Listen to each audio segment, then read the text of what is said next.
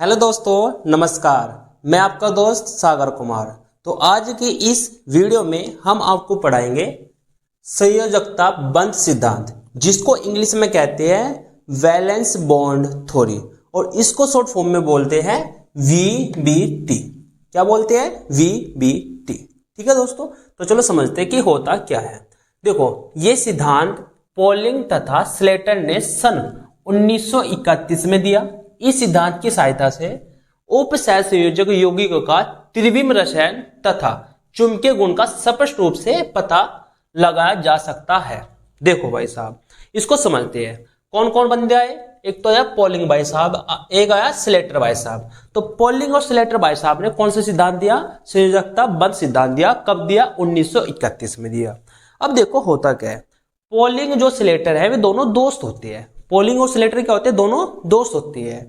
जो पॉलिंग है इसकी शादी नहीं होती, और जो स्लेटर है इसकी शादी हो ही रहती है।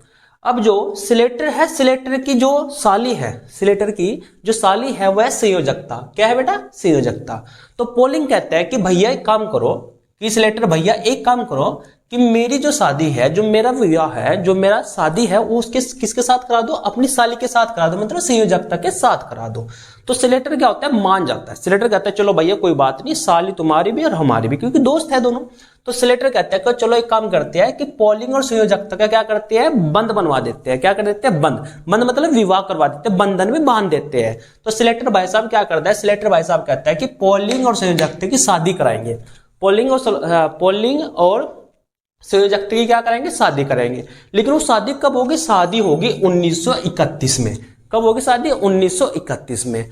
तो भाई स्लेटर भाई साहब ने पॉलिंग और संयोजकता की शादी करा दी, मतलब बंधन में बांध दिए।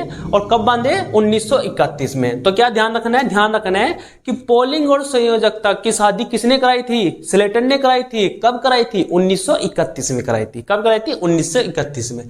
तो कुछ इस तरीके से इस सिद्धांत की जो हमारी परिकल्पना ये है, मतलब कब दिया? 1931 में दिया। पॉलिंग और स्लेटर भाई साहब ने शादी शुद्धि करी किसके साथ? संयोजकता के साथ, और फिर फिरवा के काम शुरू कर दिया। अब देख लेते हैं इसकी कुछ परिकल्पना, मतलब इस नियम के अनुसार। अब इसकी जो 3 बिंदु है, क्या है? 3 बिंदु, मतलब 3 बातें इस सिद्धांत के अंदर कही गई है। सबसे पहला जो बिंदु है उसको देखते हैं। तो सबसे पहले बिंदु के अंदर कहा गया, केंद्रीय धातु परमाणु या आयन के पास अपनी समन्वय संख्या के बराबर ही रिक्त कक्षक होते हैं, जिनके संकरण से अबंधित कक्षक का निर्माण होता है। अब देखो भैया, सपोज दैट हमारे पास क्या है? एक यौगिक है CONH3 और 6, और यहां पर हो गया +3। ये एक उपसहसंयोजक यौगिक है। इसने कहा कि केंद्रीय धातु परमाणु, यहां पर केंद्रीय धातु परमाणु कौन है? केंद्रीय धातु परमाणु है CO। अब CO के पास जितनी अपनी समन्वय संख्या होगी, जितनी अपनी समन्वय संख्या होगी, उसके बराबर ही उसके पास क्या होंगे? रिक्त कक्षक होंगे। ये बात समझो कि जितने इसके पास रिक्त कक्षक है, जितने इसके पास रिक्त कक्षक है, वो उतने ही क्या कर सकता है? बंध बना सकता है। जैसे इसकी जो समन्वय संख्या होती है, इसकी जो समन्वय संख्या होती है, ये +3 होता है बेटा। इसकी ऑक्सीकरण अवस्था क्या होती है? +3। इसकी जो समन्वय संख्या होती है वो 6 होती है बेटा। क्या होती है? 6। तो ये क्या कर सकता है? 6 ही बंध बना सकता है, मतलब 6 ही लिगेंडों को अपने साथ जोड़ सकता है। कितने लिगेंडों को जोड़ सकता है? 6। मतलब ये 6 बंध बना सकता है। अब समन्वय संख्या और संकरण के आधार पर हम उनकी आकृति बता सकते हैं। किसके आधार पर बेटा? समन्वय संख्या और संकरण के आधार पर हम क्या बता सकते हैं? उनकी ज्यामितीय आकृति बता सकती है। देखो, यदि हमारी समन्वय संख्या 2 हो तो हमारा संकरण होगा sp, और उसकी आकृति होगी रेखीय। कौन सी आकृति होगी? रेखीय। यदि हमारी समन्वय संख्या 4 हो और हमारा संकरण हो sp3, तो हमारी आकृति कैसे होगी? चतुष्फलकीय। कैसे होगी? चतुष्फलकीय। यदि हमारी समन्वय संख्या 4 हो लेकिन हमारा संकरण क्या हो? dsp2, तो हमारी आकृति होगी वर्गाकार। कौन सी आकृति होगी? वर्गाकार।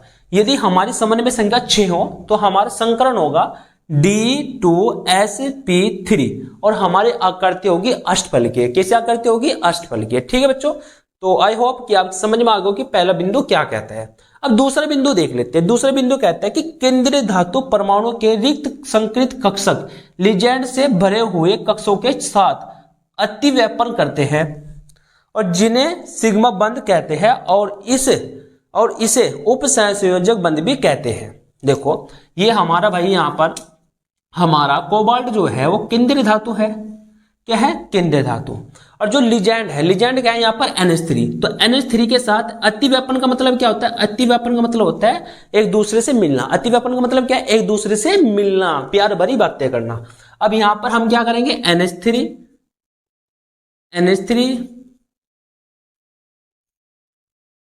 NH3 और यहां पर भी हमारा NH3। तो इस तरीके से क्या होता है, हमारा एक जो केंद्रीय धातु है वो चारों ओर से हमारे लिगैंडों से घिरा होता है। कितने लिगैंडों से घिरा होता है, चारों ओर से 6 लिगैंडों से। क्योंकि यहां पर हमारी इसकी समानवी संख्या कितनी है, 6, तो इसको 6 ही क्या करेगा, बंद बनाएगा। अब ये जो बंद बनता है, ये लिगैंड हो गया, ये केंद्रीय धातु हो गया, इसके बीच में जो बंद बनता है उसको कहते हैं हम सिग्मा बंद। क्या कहते हैं, सिग्मा बंद। और इसको उपसंयोजक बंद भी कहते हैं। क्या कहते हैं, उपसंयोजक बंद भी कहते हैं। ठीक है बच्चों, अब देख लेते हैं अगला पॉइंट, लास्ट पॉइंट, तीसरा बिंदु कहता है यदि केंद्रीय धातु परमाणु भरे हुए कक्षक लिगैंड के रिक्त कक्षकों के साथ अतिव्यापन करते हैं तो पाई बंद बनाते हैं, परंतु इनकी संभावना बहुत कम होती है। देखो भैया क्या कहता है कि यदि केंद्रीय धातु परमाणु भरे हुए कक्षक, अब क्या क्या बात है, देखो इनके पास क्या होता है, जो लिगैंड होते हैं भैया इनके पास होता है एक इलेक्ट्रॉन पेयर। क्या होता है, एक इलेक्ट्रॉन पेयर। और ये जो इलेक्ट्रॉन पेयर है ना, ये रखते हैं जो हमारा केंद्रीय धातु होता है M, उसके पास रखता है। और उसके पास होता है एक बॉक्स खाली। क्या होता है, एक बॉक्स खाली। तो ये क्या करते हैं, अपने दोनों इलेक्ट्रॉन को इस बॉक्स में रख देते हैं। किस बॉक्स में रख देते हैं, केंद्रीय धातु के कक्ष में रख देते हैं आके। अब ये जो तीसरा कथन का, इसमें कहा कि जो ये वाला बॉक्स है ये भी पूरा भर रहा भैया, इसमें भी 2 इलेक्ट्रॉन है, लिगैंड के पास भी 2 इलेक्ट्रॉन है। अब इनके पास भाई केंद्रीय धातु के पास रखने की कोई जगह है नहीं, और लिगैंड के पास देने के लिए जगह है, मतलब 2 इलेक्ट्रॉन दे सकता है। लेकिन ऐसा हो सकता है भैया, अब ऐसा हो सकता है जब हमारा बॉक्स पहले यहां भर गया तो क्या लिगैंड हमारा केंद्रीय धातु के इलेक्ट्रॉन रख देगा, क्या बंद बना लेगा, नहीं बना नहीं सकता, क्योंकि यहां और यहां क्या हो जाएगा, प्रतिकर्षण हो जाएगा, क्योंकि यहां भी इलेक्ट्रॉन और यहां भी इलेक्ट्रॉन। यदि बॉक्स हमारा खाली होता, यदि हमारा कक्षक खाली होता तो आराम से क्या करता, लिगैंड भाई साहब आता, अपने 2 इलेक्ट्रॉन आराम से रख के भाग जाता है ना।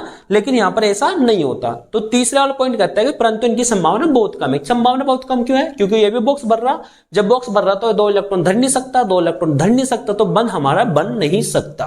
ठीक है बच्चों, तो आई होप आपकी समझ में आया होगा कि ये जो नियम है कुछ इस तरीके से आपको इसकी व्याख्या करनी है और इसको एग्जाम में लिखना है।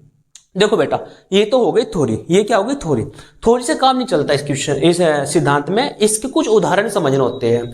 तो जो उदाहरण है वो समझाऊंगा मैं आपको अगली वाली वीडियो में। तो अगली वाली वीडियो बिल्कुल जरूर देखना। अगली वाली वीडियो मतलब बिल्कुल इस ऐसे सिद्धांत का वो होगा, बिल्कुल इंपॉर्टेंट बिंदु होंगे अगली वीडियो में जो मैं आपको एक्सप्लेन करूंगा। उदाहरण इसके, उदाहरण में सिद्धांत बिल्कुल अधूरा माना जाता है, क्योंकि जो पूछे जाते हैं ना एग्जाम में, क्या पूछा जाता है, एग्जाम में पूछे जाते हैं इसके उदाहरण।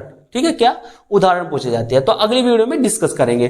डिस्क्रिप्शन में आपको उसका लिंक मिल जाएगा, आराम से जाके फुर्सत में ठाली बैठकर आराम से देखना है ना। चलो, वीडियो अच्छी लगी तो वीडियो को लाइक कर दो और चैनल को सब्सक्राइब कर दो।